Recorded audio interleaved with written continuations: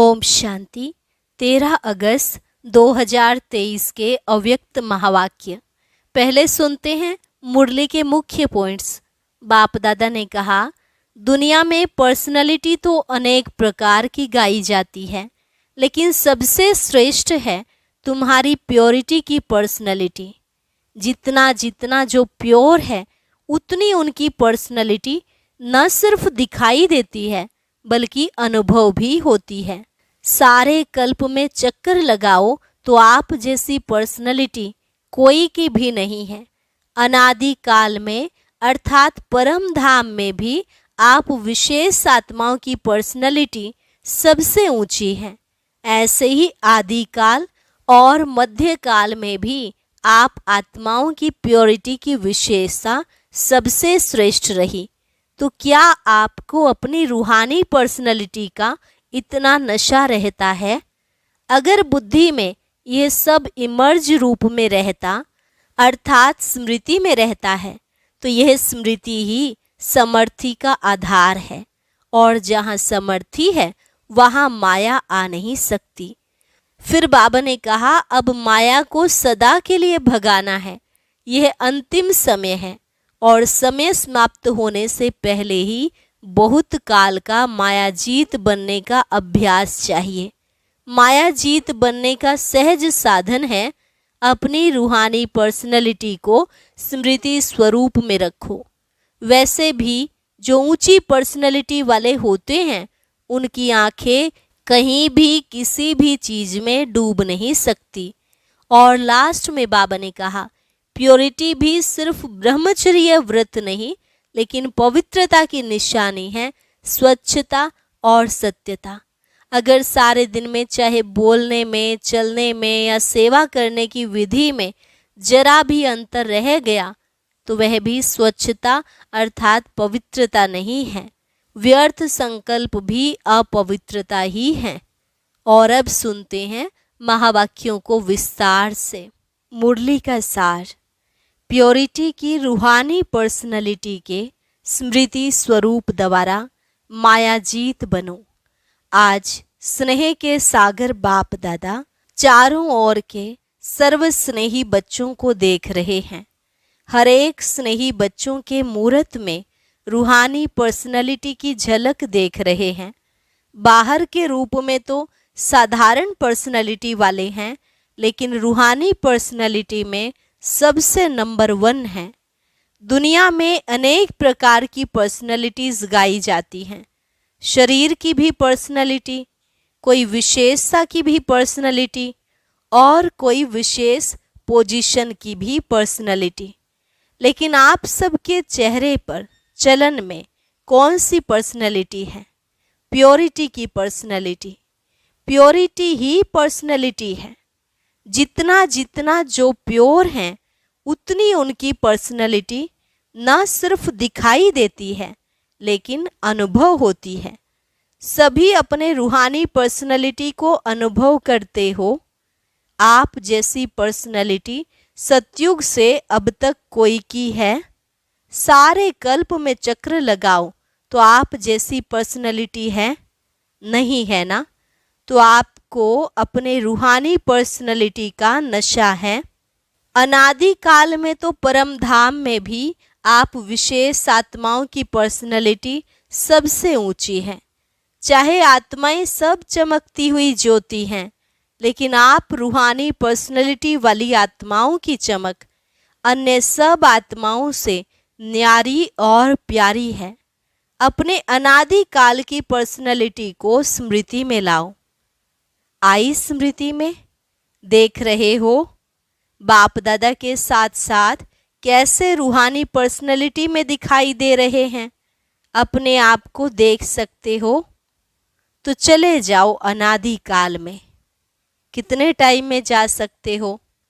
जाने में कितना टाइम लगेगा? सेकंड से कम ना, कि 1 दिन 1 घंटा चाहिए? सेकंड से भी कम। जहाँ चाहो वहाँ पहुँच सकते हो।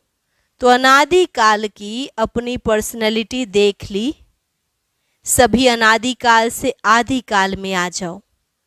आ गए या अभी चल रहे हो?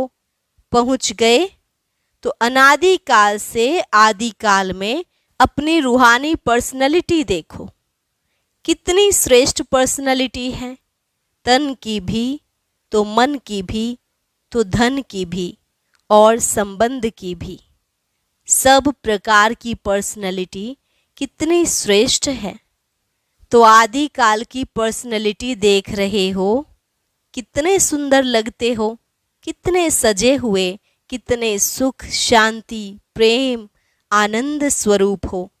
तो आदि काल में भी अपनी पर्सनैलिटी को देखो, स्पष्ट दिखाई देती है।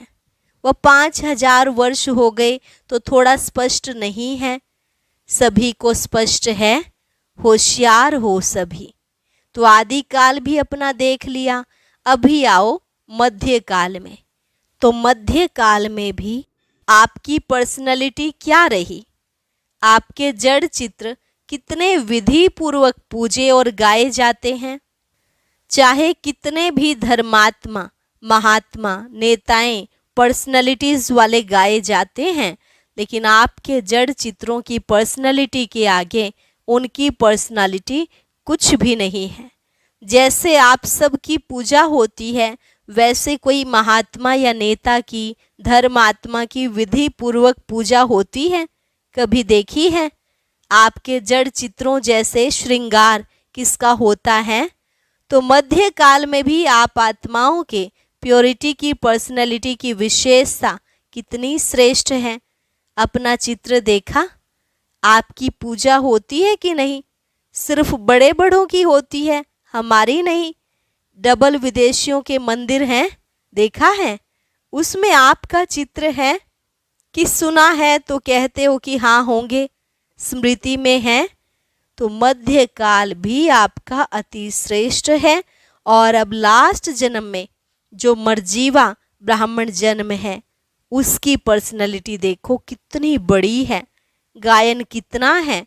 कोई भी श्रेष्ठ कार्य अब तक भी आपके नामधारी ब्राह्मण ही करते हैं। चाहे ब्राह्मण अभी ब्राह्मण नहीं रहे हैं, लेकिन नाम के तो है ना।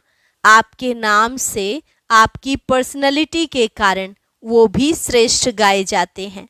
तो ब्राह्मण जन्म की पर्सनैलिटी कितनी श्रेष्ठ है। आदिकाल अनादिकाल मध्यकाल और अब अंतकाल, सारे कल्प में आपकी पर्सनैलिटी सदा ही महान रही है। लौकिक पर्सनैलिटी वालों का अगर नाम भी आता है तो कोई विशेष बुक में उन्हों का नाम आता है, फलाने फलाने हैं। लेकिन आपका नाम किस में आता है? साधारण बुक में नहीं आता है, शास्त्रों में आता है। जो भी आदिकाल से शास्त्र बने, उसमें किसके चरित्र हैं, किसका गायन है, किसकी कहानियां हैं। तो लौकिक पर्सनैलिटी वालों का गायन विशेष बुक में होता है और आपका गायन शास्त्रों में होता है। और शास्त्रों को कितना रिगार्ड देते हैं, बड़े विधि पूर्वक शास्त्र को संभालते हैं, उसको भी बड़े पूज्य के रूप में देखते हैं। जो सच्चे भक्त हैं वो शास्त्र को विधि पूर्वक रखते भी हैं और पढ़ते भी हैं। ऐसे रिवाजी किताबों के मुआफिक नहीं रखते। तो अपनी पवित्रता की पर्सनैलिटी को सदा ही इमर्ज रूप में स्मृति में रखो। जानते हैं या हैं तो हम ही, ऐसे मर्ज नहीं, स्मृति स्वरूप में रखो। जिसके बुद्धि में ये इमर्ज रूप में स्मृति रहती है, तो स्मृति ही समर्थी का आधार है। और जहाँ समर्थी है वहाँ माया आ सकती है। समर्थ आत्मा के पास माया का आना असंभव है। मेहनत करने की आवश्यकता ही नहीं है, माया का काम है आना। लेकिन आपका काम अभी समय प्रमाण भगाना नहीं है, माया आई और भगाया नहीं। आपका काम है सदा माया जीत रहना।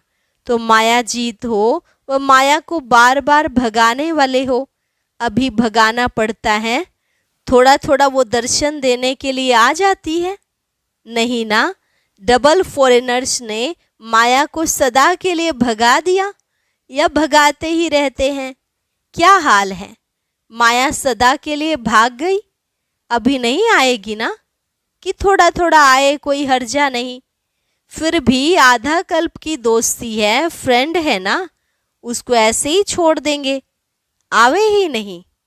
सुनाया ना कि समय समाप्त होने के पहले बहुत काल का मायाजीत बनने का अभ्यास चाहिए, अंत में नहीं हो सकेगा। अगर अंत में मायाजीत बनने का पुरुषार्थ भी करेंगे तो क्या हाल होगा। बाप दादा तोते की कहानी सुनाते हैं ना कि तोते को कहा नलके पर नहीं बैठना, पर नलके पर बैठकर ही बोल रहा था। ऐसे ही अंत काल में अगर बहुत काल का अभ्यास नहीं होगा तो मन में सोचते रहेंगे कि मैं आत्मा हूँ, मैं आत्मा हूँ, लेकिन माया का प्रभाव भी होता रहेगा और कोशिश भी करेंगे मैं आत्मा हूँ, मैं आत्मा हूँ, लेकिन होगा ही नहीं। इसलिए क्या करना है, अभी से मायाजीत बनने का अभ्यास करो और उसका सहज साधन है अपने रूहानी पर्सनैलिटी को स्मृति स्वरूप में रखो। पर्सनैलिटी वाले की निशानी क्या होती है? जो ऊंची पर्सनैलिटी वाले होते हैं उसकी कहाँ भी किसी में भी आंख नहीं जाएगी, ये ऐसा है, ये ऐसा है, ये ऐसा करता, ये ऐसे करती, मैं क्यों नहीं करूं, मैं क्यों नहीं कर सकती हूँ, कर सकता हूँ। दूसरे के प्राप्ति में आंख नहीं जाएगी। क्यों? रूहानी पर्सनैलिटी वाला सर्व प्राप्तियों से संपन्न है, स्वभाव में भी संपन्न, संस्कार में भी संपन्न और संबंध संपर्क में भी संपन्न, भरपूर। वो कभी अपने प्राप्तियों के भंडार में कोई अप्राप्ति अनुभव ही नहीं करेगा। क्यों? रूहानी पर्सनैलिटी के कारण वो सदा ही मन से भरपूर होने के कारण संतुष्ट रहता है।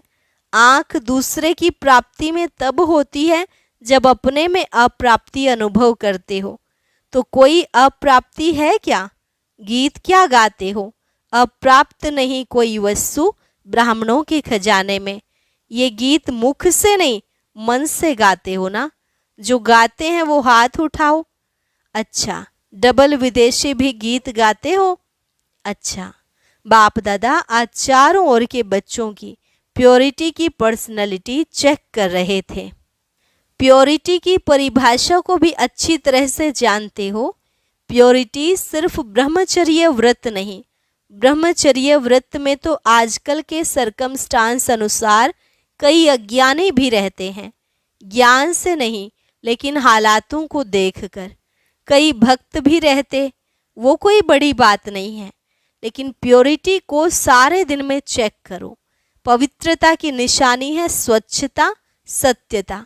अगर सारे दिन में, चाहे उठने में, चाहे बैठने में, चाहे बोलने में, चाहे सेवा करने में, चाहे स्थूल सेवा की व सूक्ष्म सेवा की, लेकिन अगर विधि पूर्वक नहीं की, विधि में भी अगर जरा सा अंतर रह गया तो वो भी स्वच्छता अर्थात पवित्रता नहीं।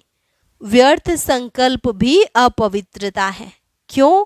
आप सोचेंगे हमने तो कोई पाप किया ही नहीं, किसको दुख दिया ही नहीं, लेकिन अगर व्यर्थ चला, समय गया, संकल्प गया, संतुष्टता गई, तो आपके पवित्रता की फाइनल स्टेज के डिग्री में फर्क पड़ जाएगा।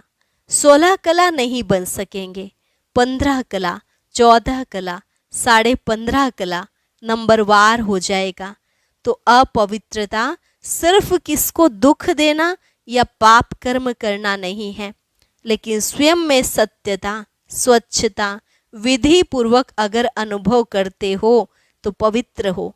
निकल गया, बोलना नहीं था लेकिन बोल लिया, तो इसको क्या कहेंगे? मालिक हैं।